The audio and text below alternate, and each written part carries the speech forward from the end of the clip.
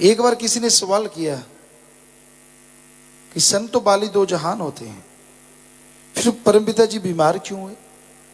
हमने कहा आपकी बीमारियों की वजह से। आप तंदुरुस्त क्यों हुए ये सोचो।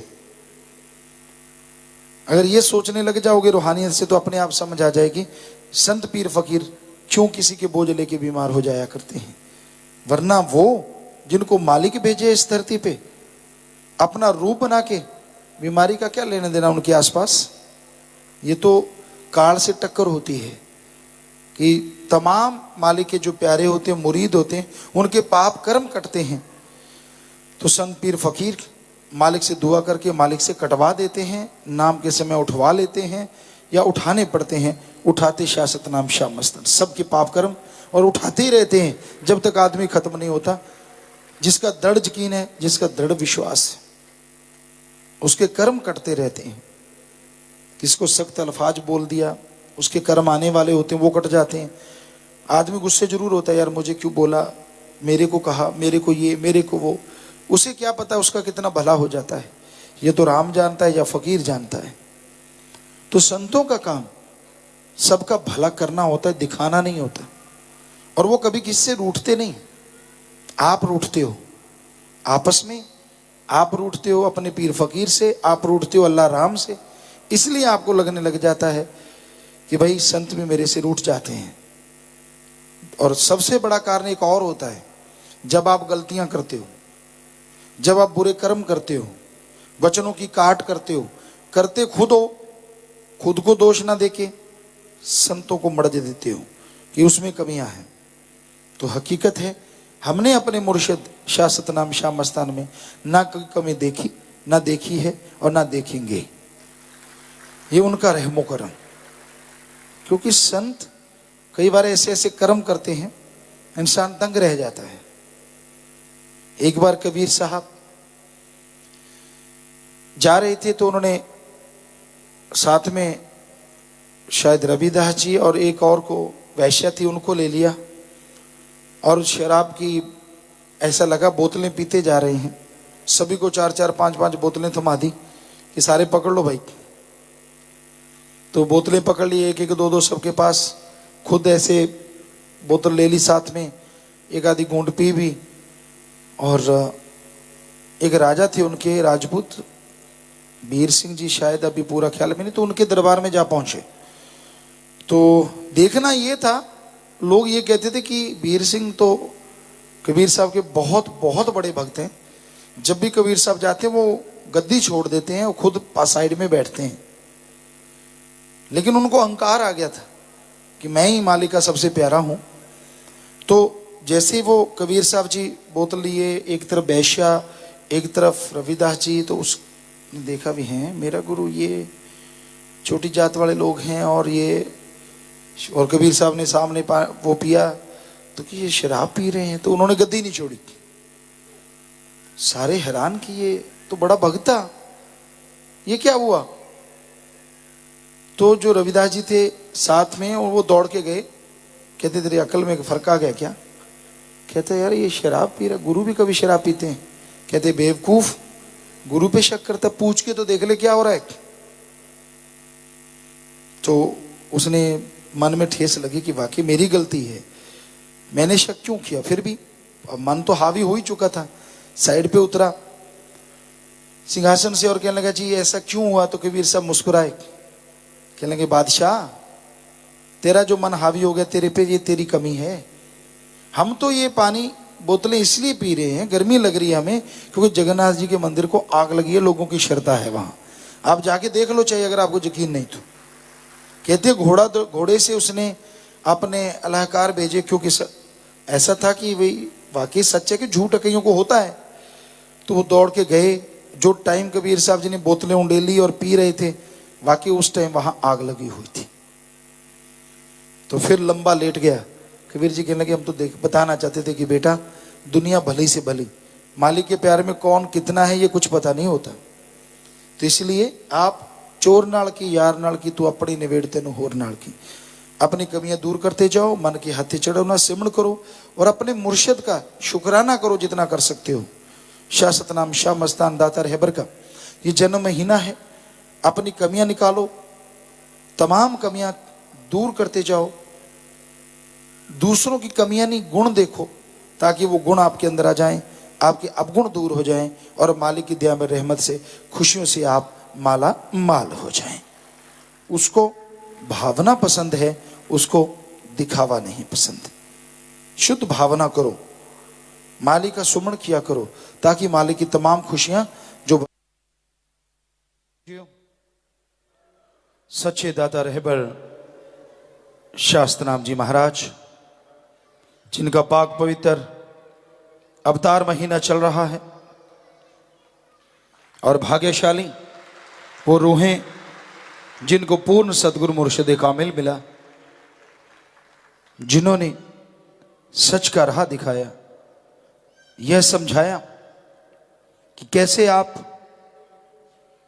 अपने अंतःकरण की सफाई कर सकते हैं, कैसे अपने अंतःकरण से बुरे विचारों को निकाल सकते हैं, और किस तरह परमपिता परमात्मा से मिला जा सकता है।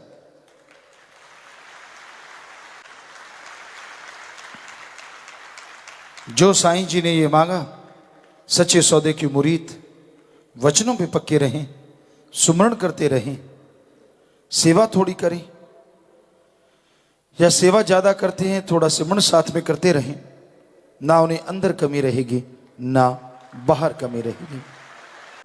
और जो गाड़ियों पे सवार का सपना सोचते थे, वो जहाज पे सवार है। ऐसी मुर्शिद कामिल की दया में रहमत हुई, और इसका कारण इंसान की श्रद्धा है। वो भगवान कभी किसी से पैसा नहीं लेता, वो भावना देखता है। हमारे हिंदू धर्म में वेदों में लिखा है कि मालिक से तो मांगना चाहिए, भगवान को देना नहीं, उससे लेना चाहिए। अच्छी धरती, अच्छा पानी, अच्छी हवा, अच्छी तंदुरुस्ती, अच्छी संतान भगवान से मांगना है तो भगवान को मांगो। ये कहीं नहीं लिखा भगवान को कुछ दो। ये तो आदमी हैं जो खाली बैठ के खाने वाले निठल्ले लोगों को कहते हैं चढ़ा जाओ। कोई सज्जन बताए क्या भगवान अल्लाह वाहिगुरु गॉड को आपने पैसा उठाते देखा है? सवाल ही पैदा नहीं होता। वेदों में लिखा है, इस्लाम धर्म में साफ साफ लिखा है, अल्लाह रहमो करम का दाता, दाता देने वाला। अल्लाह रहमो करम का दाता है। कायदे से मांगोगे तो आपके दामन छोटे पड़ जाएंगे, उसका रहमो करम मूसलाधार बरसता जाएगा। सिख धर्म में लिखा है, जो मांगे ठाकुर अपने से सोई सोई देवे, लेवे नहीं देवे। ईसाई धर्म में लिखा है, गॉड लेता नहीं देता है। पता नहीं फिर ये क्यों रीत चली हुई है। श्रद्धा भी कभी चढ़ाई जाती है, कहते नहीं हमारा मतलब पैसे चढ़ाओ। तो इस कलयुग में श्रद्धा, दूसरे शब्दों में पैसे, जबकि ये 100% झूठ है। श्रद्धा ये नहीं होती। श्रद्धा भावना, जैसे आपका बेटा बीमार हो जाता है, कैसे आपकी आंखों से आंसू बेअख्तियार चल पड़ते हैं।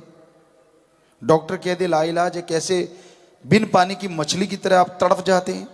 वो जो आप तड़प रहे हैं, वो जो आप रो रहे हैं, वो आपकी बेटे के लिए श्रद्धा है, भावना है।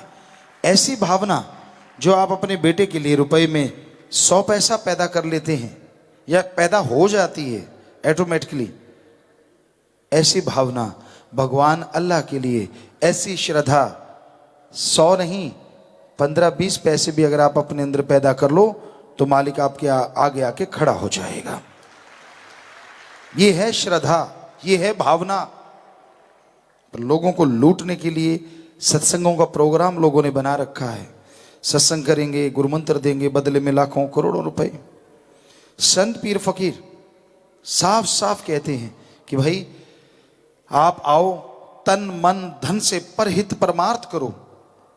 और वो परमार्थ, जगह जगह नशा चढ़ाऊ केंद्र बन रहे हैं, खून दान हो रहा है, मरणोपरांत आंखें दान है, शरीर दान है, बाईपास सर्जरी तक जो आर्थिक तौर पे कमजोर है उनका फ्री है साध संगत की तरफ से। तो ये अपने आप में बेमिसाल बात है। कोई विधवा है, उसकी बेटियों की शादी यहाँ साथ संगत करवा रही है, आर्थिक तौर पे कमजोर उनके बच्चों को पढ़ाया जा रहा है, तो ऐसे बहुत से काम हैं। तो ये है परहित परमार्थ जो धर्मों में लिखा है। ये है मालिक की इनडायरेक्टली सेवा करना, नर सेवा नारायण सेवा। उस भगवान की, अल्लाह की, राम की सेवा कोई क्या करेगा, वो तो सबको बनाने वाला है। पर अगर फिर भी आप करना चाहें तो उसकी औलाद सृष्टि का भला करो। भूख से तड़फता हुआ, चाहे वो पशु है, पक्षी है, आदमी है, उसे खाना खिला दीजिए, प्यासे को पानी पिला दीजिए।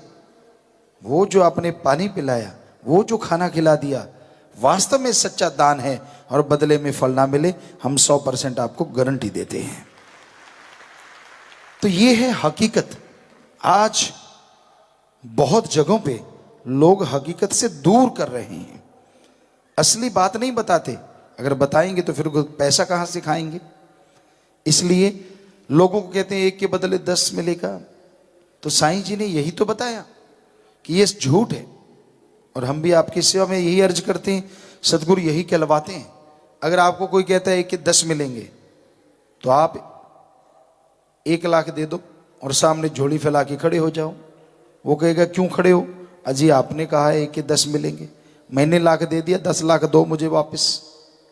वो कहेगा घर जाके मिलेंगे। जो सामने नहीं दे सकता, घर की गारंटी क्या मान सकते हैं? वो घर जाके दे देगा। तो ये सब ठगी का सौदा है।